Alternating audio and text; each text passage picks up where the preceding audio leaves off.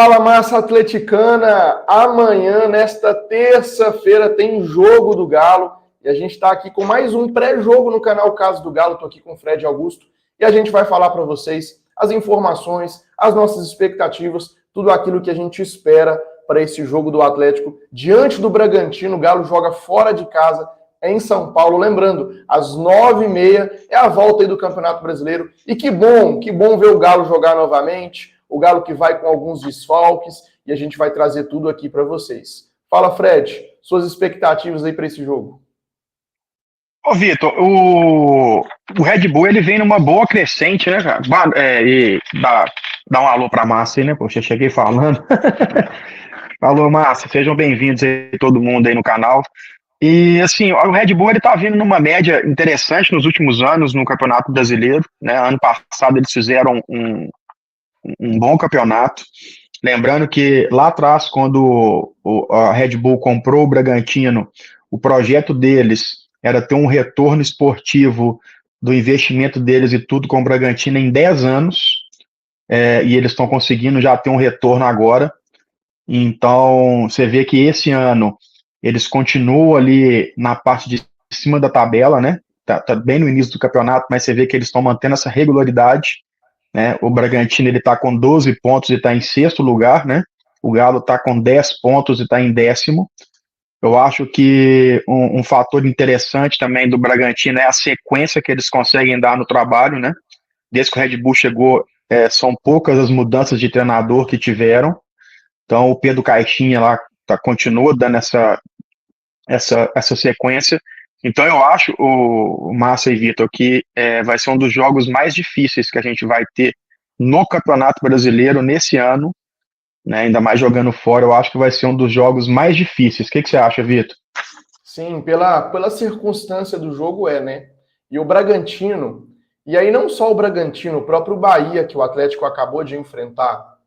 Eu costumo dizer recentemente que o futebol brasileiro ele tem passado por muitas mudanças, e são mudanças muito significativas. Então tem muito time tradicional que arrota a grandeza ficando para trás, em termos de expectativa de título, expectativa de vitória, e tem muito clube que se organizou, que se profissionalizou, que soube investir, que soube arrumar a casa, e que hoje são clubes extremamente competitivos.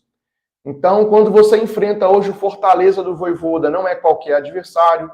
Quando você enfrenta o Bahia do Grupo City, do Rogério Ceni, não é qualquer adversário. E quando você enfrenta o Bragantino do Caixinha, não é qualquer adversário.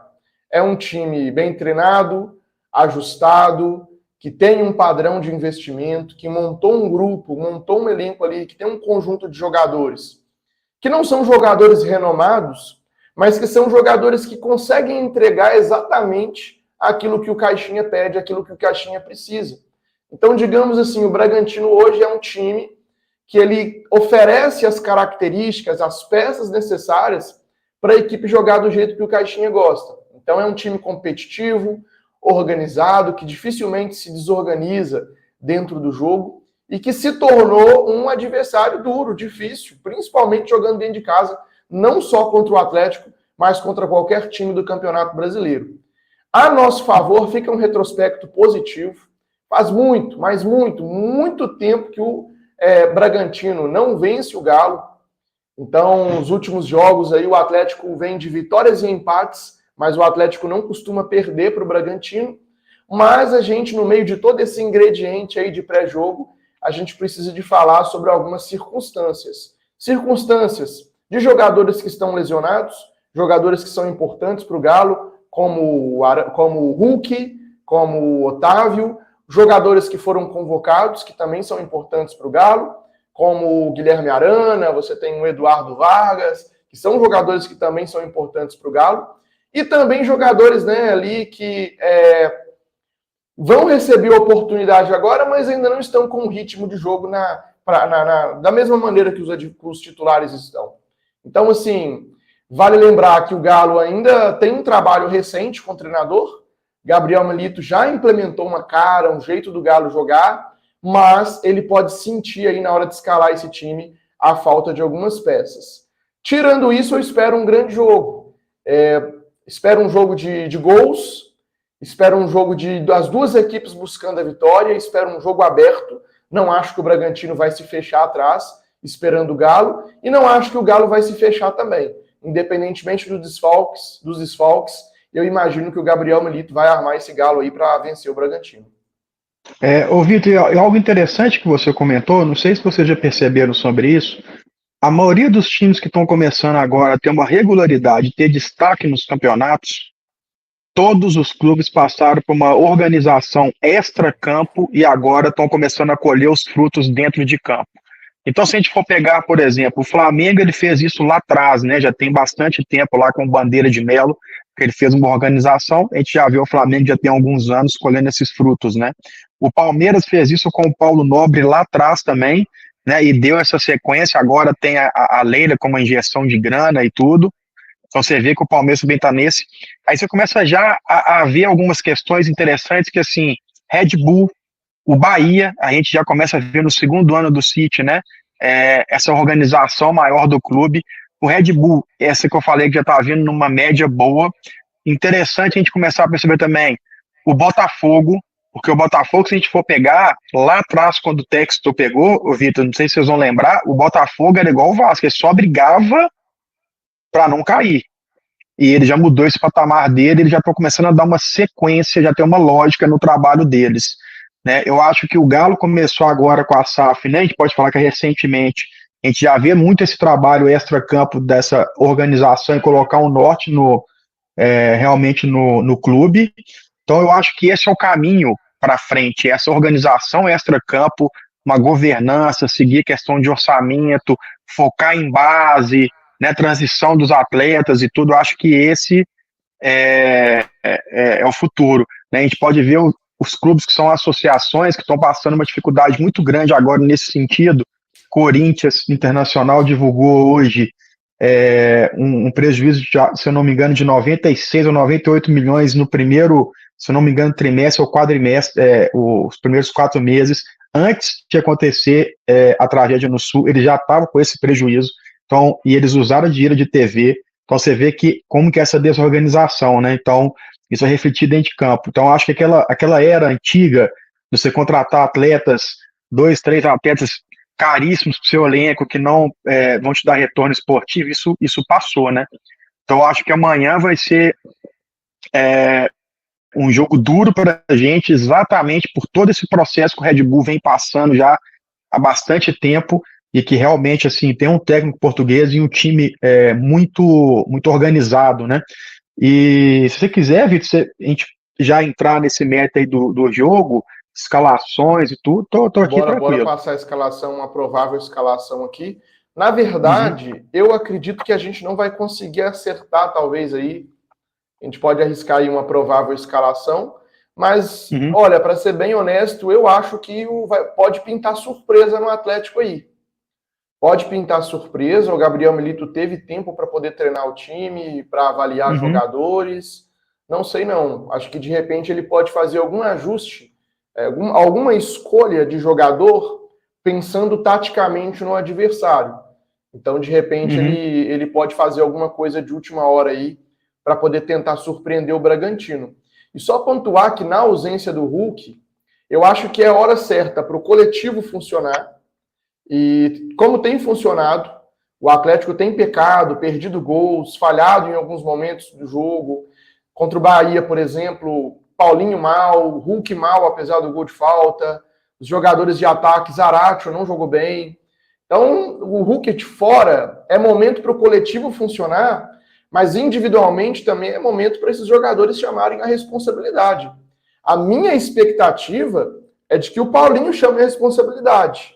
A minha expectativa é de que o Zaratio chame a responsabilidade. É de que o Scarpa chame a oportunidade. Então, por exemplo, o Hulk não vai jogar, o Arana não vai jogar, mas você tem um Paulinho que vai jogar. Você tem um Gustavo Scarpa que vai jogar. Você tem um Rodrigo Bataglia que vai jogar. Você tem aí o próprio garoto Alisson que pode ser usado. Você tem um Zaratio, que é um jogador titular importante, que pode chamar a responsabilidade. Então, assim, o Atlético tem nomes que podem chamar a responsabilidade, fazer um grande jogo e voltar com os 3 pontos. Vão ser 3 pontos importantes. Quem sabe aí, se o Galo vence amanhã, na minha opinião, meio que recupera aqueles 2 pontos perdidos para o Bahia, né? Porque a gente perde 2 pontos em casa, mas seria legal ganhar 3 fora, apesar de ser um jogo difícil, mas a gente tem que pensar positivamente aqui. Vamos tentar montar aqui uma escalação que seria o nosso ideal para esse jogo. O do Galo? Vamos lá. No gol aqui, nós temos 3 opções. Na minha opinião, a gente não é hora de mexer no gol ainda. Acho que eu iria com o Everson, apesar de que aproveitar esse momento aqui no pré-jogo, porque eu tento sempre dar voz a todos os atleticanos que se manifestam por aqui, às vezes nas lives. O Everson tem passado por um momento de muita cobrança e muita coisa com razão. O Everson não vive o melhor momento dele no Atlético.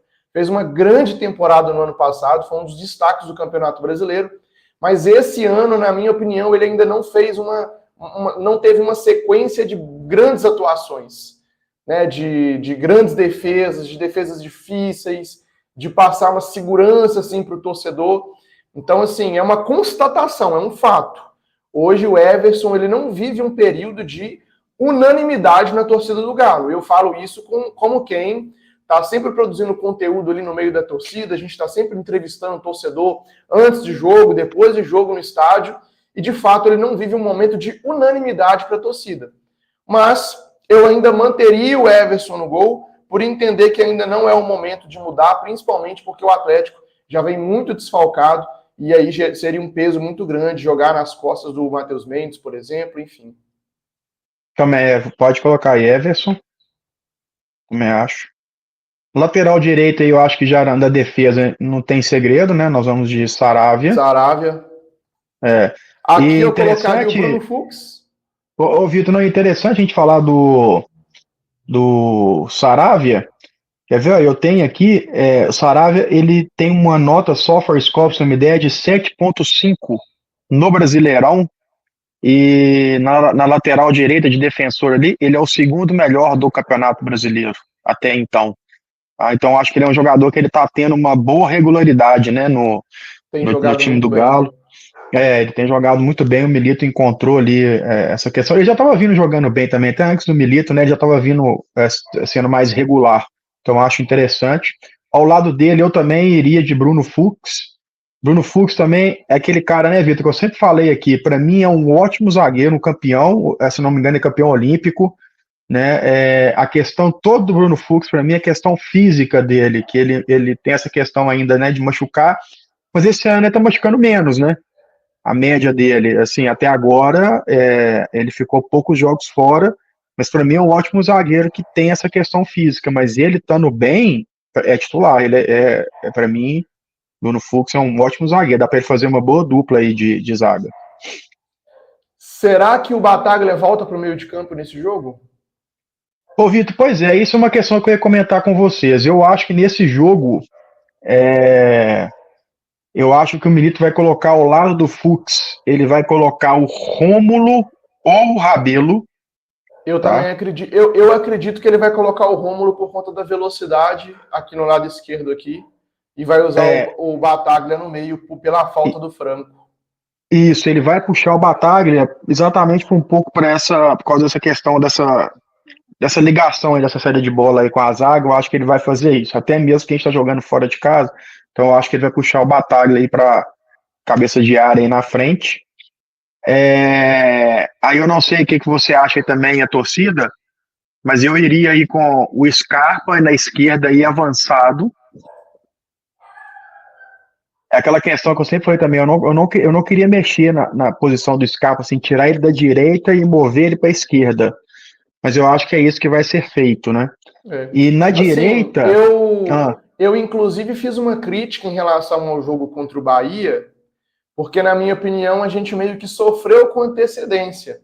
Porque o ideal é o jogador não jogar fora da posição onde ele consegue entregar mais. Então, por exemplo, no último jogo contra o Bahia, o Arana poderia ter jogado no lado esquerdo e o Gustavo Scarpa poderia ter jogado aqui no lado direito. Só que para este jogo, contra o Bragantino, na minha opinião, aí já não é uma questão só de escolha, aí é de necessidade. Na falta do Arana, eu acho que o melhor jogador que joga aqui como ala esquerda é o Gustavo Scarpa. Lembrando que contra o Caracas, por exemplo, ele deu 2 assistências jogando nessa posição.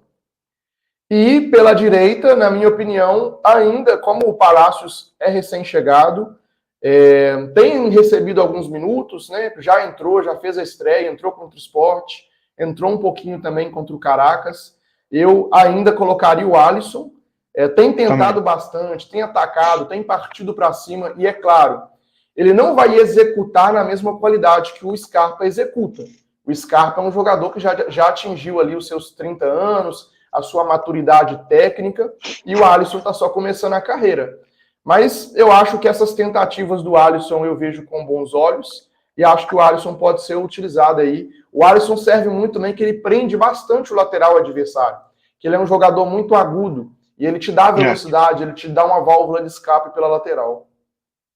Eu acho, só lembrando a torcida que ele voltou aos treinos, né? Ele já voltou da seleção brasileira. Também eu acho que ele já volta com a titularidade, também colocaria ele ali. Nessas 2 outras posições aí no meio, o Vitor, eu acho que nós vamos aí, até pelo histórico que a gente já viu de algumas movimentações que o Milito fez em alguns jogos, essas 2 vagas eu acho que a gente vai de Igor Gomes e Zaratio. A gente vai com os 2. Eu também. Eu estava até brincando com a escalaçãozinha aqui antes do vídeo. E eu não, apesar do Pedrinho estar jogando recentemente, eu prefiro o Igor Gomes. Eu prefiro o Zaratio aqui mais ao lado direito e o Igor Gomes aqui mais ao lado esquerdo. Eu acho que o time ainda perde muito sem a bola com o Pedrinho. Ele não dá o combate, o time não ganha corpo no meio de campo com ele, o time não ganha força no meio de campo com ele, e o que ele entrega com a bola ainda é uma dúvida, ainda é uma incógnita para mim. Não é um jogador que me passa confiança. Ô Vitor, vocês sabem que eu não gosto de dar muito spoiler sobre essas questões, eu evito muito, mas eu acho que o Milito pode ser que ele faça Bataglia e Igor Gomes, o Igor Gomes mais defensivo ali com Bataglia, tá? Fazendo esse segundo homem ali, mais ou menos a função do Franco ali.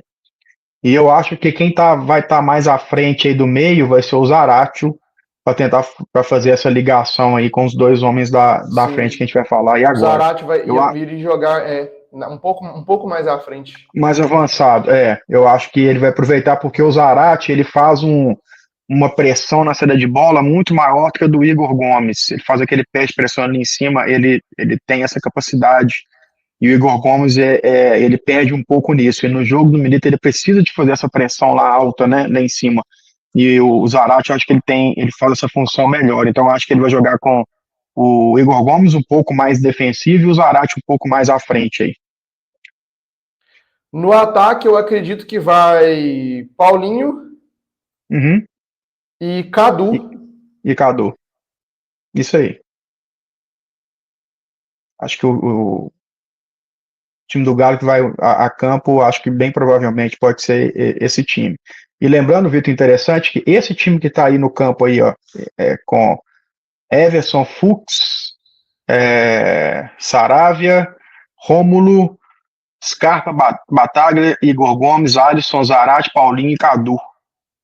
Esse time do Atlético, se eu não me engano, ele tem a média de idade de 26 anos, 26, 25 anos, se eu não me engano, tá? Então, se a gente for pegar ano passado, a nossa média de idade já era um pouquinho maior, o Atlético está conseguindo diminuir um pouquinho essa média de idade, isso é interessante.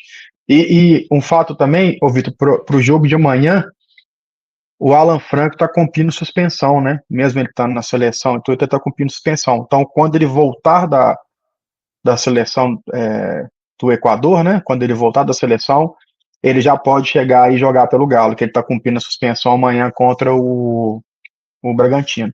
Mas eu acho que a gente vai fugir muito disso aí, não. Eu acho que dentro desses jogadores aí, não sei se a torcida concorda comigo e você também, Vitor, com essa ausência do Hulk, a ausência dos jogadores que estão na seleção, Guilherme Arana e tudo, eu acho que o Gustavo Scarpa vai ser o cara que vai chamar a responsabilidade para ele. E a gente lembrando que no último mês ele ganhou o destaque do Campeonato Brasileiro, né? Ele ganhou até uma premiação lá do Brasileirão. Se a gente for pegar todos os jogos do Campeonato Brasileiro, Gustavo Scarpa, entre todos os jogadores do Brasileirão, ele é o segundo jogador com a melhor nota software score, ele tem 7,73% na nota dele do software score, ele já tem 2 gols no campeonato, 2 assistências, tá? E ele consegue dar 2,3 passes decisivos por jogo.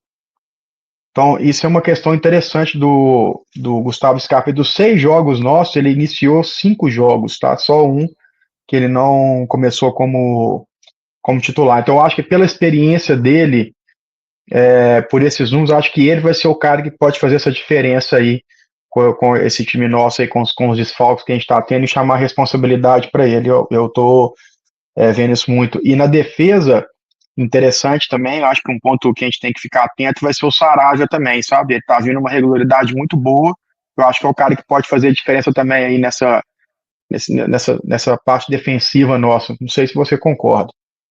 Então, até como minhas considerações finais, eu acho que o Galo vai ter espaço também para jogar. Jogo difícil. Na minha opinião, o Bragantino é um time organizado. O Caixinha tem uma ideia de jogo bem definida, é um time bem treinado.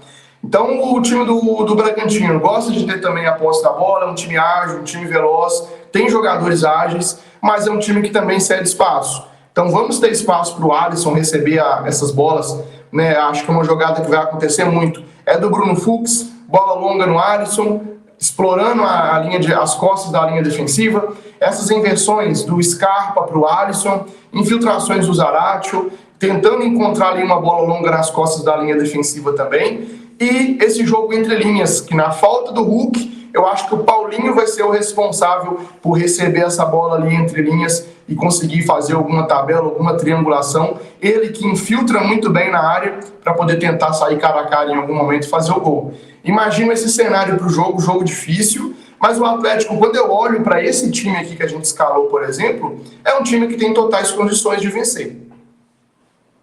Ô Vitor, eu até peguei aqui pra turma aí também, concordo também que eu acho que a gente tem total condição de vencer, mas vai ser realmente um jogo difícil.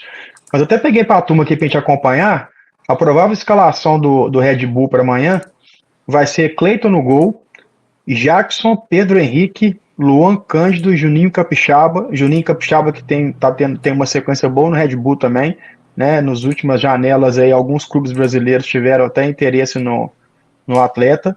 Aí você tem o Eric Ramírez, Matheus Fernandes, Elinho, Lucas Evangelista e o Henry e o Thiago no ataque, centroavante. Tá? Não é o Sacha, é o Thiago. Eles estão com o Vitinho, suspenso também, e o Hurtado, né, que eles contrataram aí, mais jovem, já tem um tempo, já também está machucado. Então ele também não vai jogar amanhã. Então esses são os 2 desfalques do Red Bull. Eu acho que é interessante a gente ver e ficar de olho amanhã no goleiro cria do Galo, Cleiton, do Red Bull. Ele está vindo também numa boa sequência no Red Bull, um goleiro que está com uma média de 7,5 pontos no software score. Algo interessante, o Red Bull saiu de 2 jogos no Campeonato Brasileiro sem tomar gols, então o Cleiton ficou 2 jogos sem ser vazado, ele saiu sem tomar gols. E nos últimos jogos, um jogador que está chamando bastante atenção no Red Bull e está vindo uma sequência boa para a gente ficar de olho também é o Luan Cândido. No último jogo, inclusive, ele teve a maior nota software score do Red Bull com 8 pontos no jogo. Então, a gente ficar de olho nele aí, na defesa ali, né? Então ele tá vindo muito bem. E é interessante que nos 2 últimos jogos, o atleta que teve a maior nota software score do Red Bull foi o Luan Cândido, defensivo, e o jogador que teve a maior nota do Galo no último jogo, destaque, foi o Saravia, defensivo também. Então, os 2 que chamaram a atenção no último jogo foram eles. Então, acho que a gente ficar de olho no Luan e no Cleiton, né, que o Red Bull tá vindo com essa questão defensiva muito bem armada, então é difícil furar a defesa deles. Então, vamos ficar de olho. Não vai ser um jogo fácil. Lembrando também que esse time do Red Bull, ele tem uma média de idade um pouco abaixo do Atlético, 25 anos, a média de idade do Red Bull. O Red Bull tem um time novo, acho que interessante isso também, a montagem de elenco deles, mas acho que é praticamente isso daí, tá? Acho que vai ser um jogo bem difícil, E vamos lá. Algo interessante também, o Red Bull ele faz muito uma questão de investimento em jovens atletas, né? Então ele puxa às vezes muito atleta do sub-20 e ele contrata muita promessa, né? E já coloca na equipe principal para treinar. O Red Bull é uma das equipes que tem o maior elenco do Brasil, está entre os maiores elencos do Brasil. O Red Bull hoje tem 47 atletas no plantel deles, no elenco, 47. Pra vocês terem uma ideia, o Galo, eu peguei aqui pra gente, ó, o Galo tem 33 atletas hoje no elenco. Tá? É a mesma média do Palmeiras e do Flamengo. Só pra gente ter uma noção, assim, também, que tem mais ou menos essa média aí, 31 a 33 atletas. Você tem Corinthians com 35 atletas e tudo. Então o Red Bull tem 47 atletas. Então, muito devido a isso, esses jovens atletas, que às vezes eles puxam da base ou que eles contratam aí com 19, 20 anos já para ir para o profissional, e já preparando o cara para os próximos anos, o cara já começar a ter espaço na equipe. Por isso que eu acho que eles estão conseguindo manter muito essa regularidade deles, muito devido a isso também. Mas eu acho que é isso aí, né, Vital? Sobre o jogo, eu acho que é isso daí. Sério, agradecer a todo mundo que assistiu esse pré-jogo, desejar a todo mundo aí um bom jogo, que o Galo saia com a vitória. Fred, pra gente fechar, seu placar, você chuta aí um placar pro jogo? Eu acho que vai ser, cara, vamos lá, 1-0 pro Galo, e com gol do Scarpa. 1-0 pro Galo com gol do Scarpa. E você? Eu vou de 2-1. 2-1? 2-1 Galo. 2-1 Galo. Acho que o Scarpa e o Paulinho vão fazer um bom jogo. E o Alisson também acho que vai fazer um bom jogo contra o Bragantino. No mais, agradecer a todo mundo que está sempre apoiando, sempre assistindo às nossas lives aí. Vale lembrar que Galo joga na noite dessa terça-feira, às 9h30 contra o Bragantino. E aí a gente está com um projeto aqui no canal de sempre trazer uma live para vocês nas terças-feiras à noite, para a gente poder conversar, debater, ler perguntas ali no chat, para vocês tirarem dúvidas também. Então a gente vai ter esse espaço no canal. Nos outros dias a gente vai trazer um conteúdo diferente, informações, entrevistas. Então, se você ainda não é inscrito no canal, já se inscreva aí, siga as nossas redes sociais, @Casa do Galo, e aqui no YouTube, se inscreva, ative as notificações, porque assim que a gente publicar esses vídeos, você já vai receber uma notificação no seu celular. Assim que a gente começar uma live, você recebe a notificação e você já vai entrar logo no início da live e receber tudo em primeira mão. No mais, agradecer a todo mundo, um grande abraço aí para todos.